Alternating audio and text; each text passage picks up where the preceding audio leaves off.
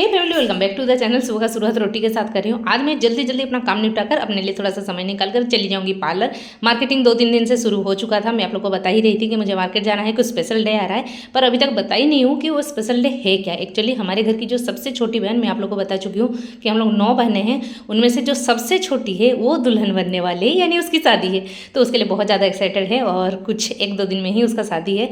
तो बस हम लोग तैयार होकर चले जाएंगे और बनकर दुल्हन चली जाएगी हमारी बहन ससुराल। तो बस उसी की तैयारी। पर उस बीच जो है ना, मुझे थोड़ा सा टेंशन हो गया है, क्योंकि मैं अभी काम कर ही रही थी कि मेरे हाउस हेल्पर का कॉल आ गया कि दीदी आज मैं नहीं जाऊंगी। तो क्या कर सकते हैं, सबका अपना अपना प्रॉब्लम है, तो अपना प्रॉब्लम बता ही रही थी। और ये नौटंकी तो मुझे झेलना ही पड़ता है, तो जब से मैं दूसरे के ऊपर डिपेंड हुई हूँ। तो जो भी है, उस बीच मुझे अपना घर का काम भी निपटाना है। यही सोचकर मैंने अपना जो काम है ना, मतलब अपना पार्लर का काम अभी के लिए पोस्टपोन कर दिया। और वो क्या बोलते हैं, 4 बजे का टाइम मैं रख लिया। मैं सोच रही थी अभी ब्रेकफास्ट के बाद ही चली जाऊंगी। और उसके पापा जो हैं तो थोड़ा सा वो बिजी हैं, तो एक्स्ट्रा काम है उनको, तो वो अभी मुझे समय नहीं दे पाएंगे, तो मुझे अकेले को ही जाना पड़ेगा। आद्या को छोड़कर ही जाऊँगी।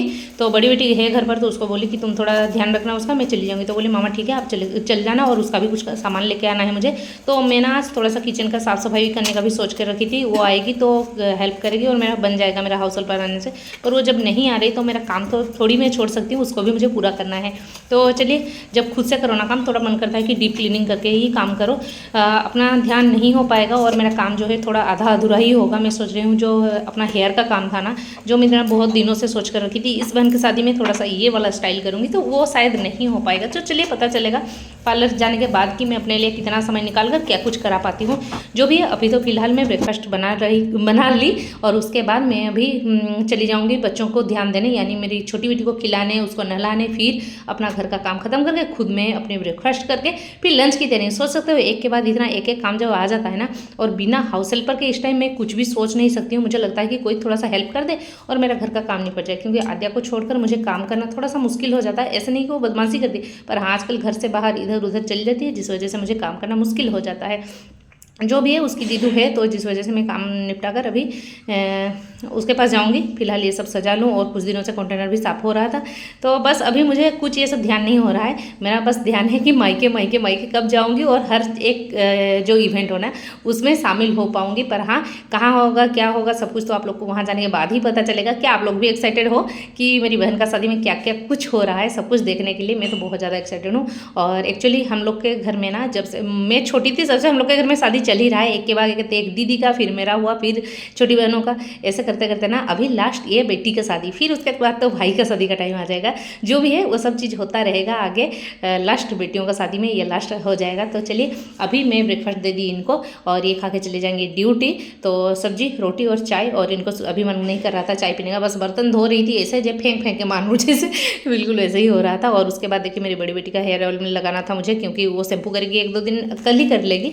तो उसके बाद इसी बीच ही आ गया पार्सल लाना भी एक झंझट का काम होता है कि क्या आया, OTP दो, ये करो वो करो, बस तामझाम। और इस बार जो है आद्या का सलग मैं ऑनलाइन मंगाई थी, तो जो भी डेट वगैरह सही था और अच्छा लगा, क्योंकि मैं कभी ऑनलाइन उसका खाने का प्रोडक्ट नहीं मंगाई थी। उसके बाद आद्या को नहलाने के बाद उसका कॉम कर रही थी, और वो भी तो कम नहीं, इधर उधर भागना, इधर सो जाना, सब कुछ करती थी। बाल बस बांधने नहीं थी। जो भी छोड़ कर मैं चली जाऊँगी अभी बाथरूम नहाने, और उसके बाद मैं अपने लिए समय निकाल कर जाऊँगी पार्लर पर। अभी नहीं, देखिए कितना नौटंकी करती है लड़की, मुझे परेशान करके रख देती है। जो भी है, मज़ा तो आता है। लाइफ ऐसे ही कब सुबह से शाम हो जाती है ना, बिल्कुल पता नहीं चलता। इधर मेरा दाल भी बन चुका है, और चावल के लिए मैं चावल धो के बस अभी छोड़ दूँगी।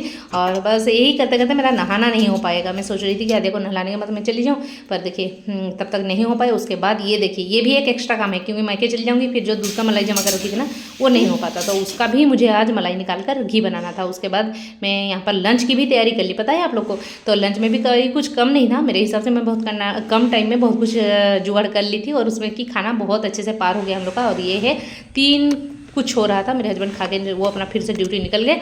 बस मैं निकल पड़ी अपना फेशियल वगैरह करने का। तो अभी मैं रेस्ट में हूँ कि अपना जो काम है कर लेती हूँ, फिर उसके बाद मैं घर जाऊँगी। ये शाम का टाइम है, मेरे हस्बैंड लेकर आए थे वेजिटेबल चॉप और समोसा, उसको थोड़ा खाने के बाद मैं आप लोग को दिखाऊंगी कि मैं क्या कुछ करा के आई। बस बोल रही थी ना आप लोग को कि मेरे हेयर का काम कुछ नहीं हो पाया। तो चलिए, जो भी है नेक्स्ट इंटरेस्टिंग ब्लॉग के साथ मिलते हैं। आज के लिए यहीं पर नेक्स्ट, बाय बाय।